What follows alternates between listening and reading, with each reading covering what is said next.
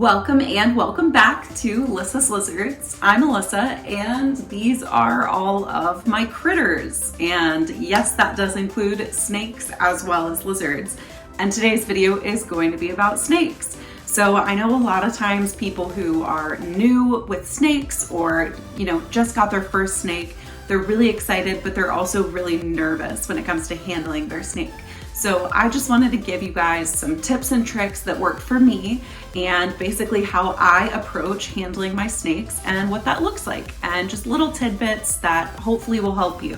So I'm gonna get out Tarzan, my yellow anaconda, and I'm gonna show you guys how we go about a handling session. So here we go.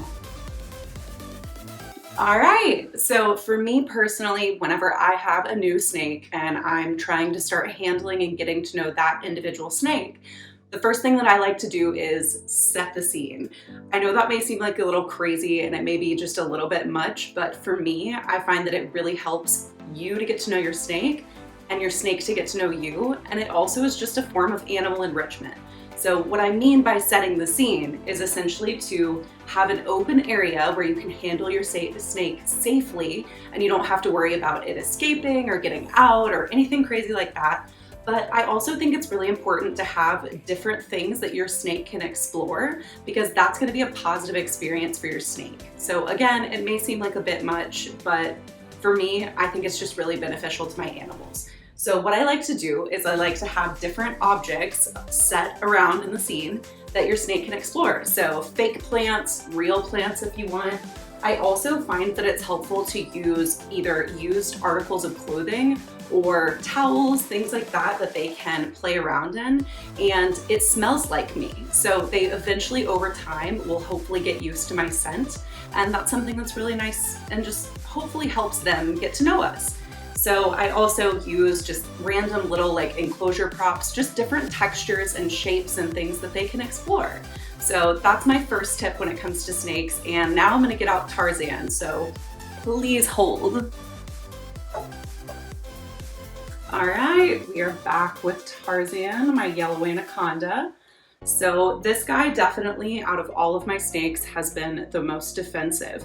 He is not very defensive nowadays, and it's because of things like this and the way that I have handled him every single day since the day that I got him. So I very rarely go a day or several days without handling him, and I think that that consistency is really key. So when I go to get him out, the first thing I do is I spray him with a little bit of water, and then I take my little snake hook and I rub it on his back just so that he knows hey, it's not feeding day, it is time to be handled. So after that, I slowly just pull him out. And one main tip with handling snakes, in my opinion, is they don't like to be grabbed. And a lot of people say it's all about confidence and you just go in and grab them. And while I do think that confidence is key, it's one of those situations where you want to be fairly gentle with them. You definitely don't want to, go in and just grab them and make them feel uncomfortable. Specifically Tarzan, he does not like to be grabbed. He likes to be scooped under. So that's another really important thing to do.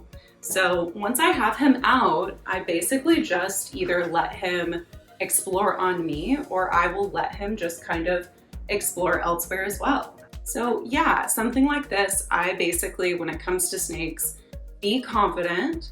You also want to make sure that you are confident but gentle, and make sure that you're always coming in underneath them. Anything seen from above is going to be seen as a threat or a predatory move. See, he's gravitating towards my t-shirt that smells like me and this cute little tree over here. So, just kind of see what they gravitate towards and let them move at their will. They definitely want to feel in control. They don't want to feel like you're pushing them around. And as they're moving around, you can slowly kind of help guide them. So as his head goes that way, I just gently pick him up as he's moving that way and then let him keep going in that direction, because that seems to be what he's interested in exploring. We've got some interest in the fake plant over here, so he's going to be checking that out now. He's really enjoying this over here. So then if they start to get a little bit out of bounds of the areas that you want them to go, you come over, and I don't know if y'all can see this, but you just gently scoop them up and redirect them to where you want them to go.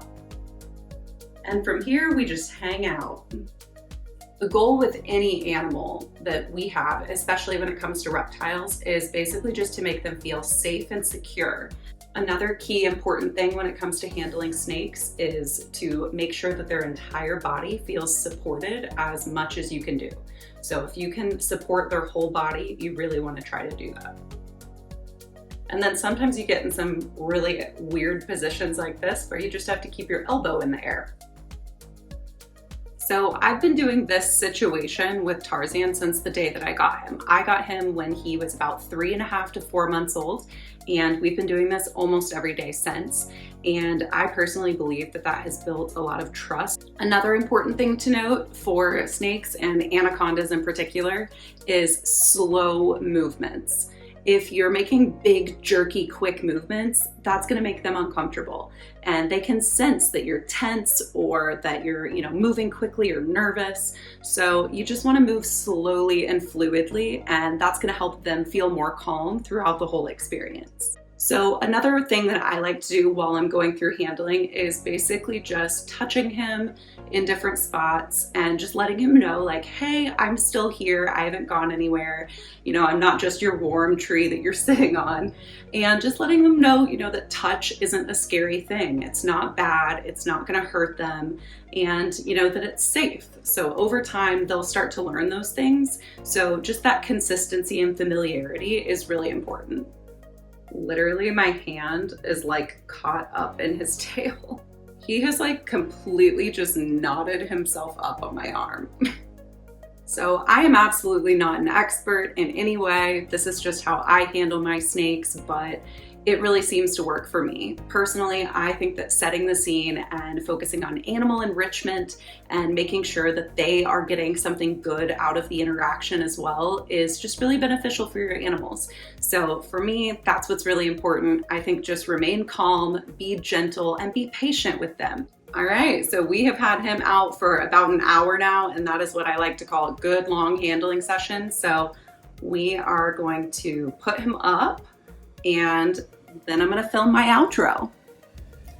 So I hope y'all enjoyed that, and I hope it's enough tips. It's not necessarily an exact how-to guide, but this is what works for me. Some people may disagree. There's definitely more than one ways to do it. This is just what works for me and my animals. So I hope that this information can potentially help you. And if you're a new snake owner, please let me know in the comments. I would love to hear about your experiences.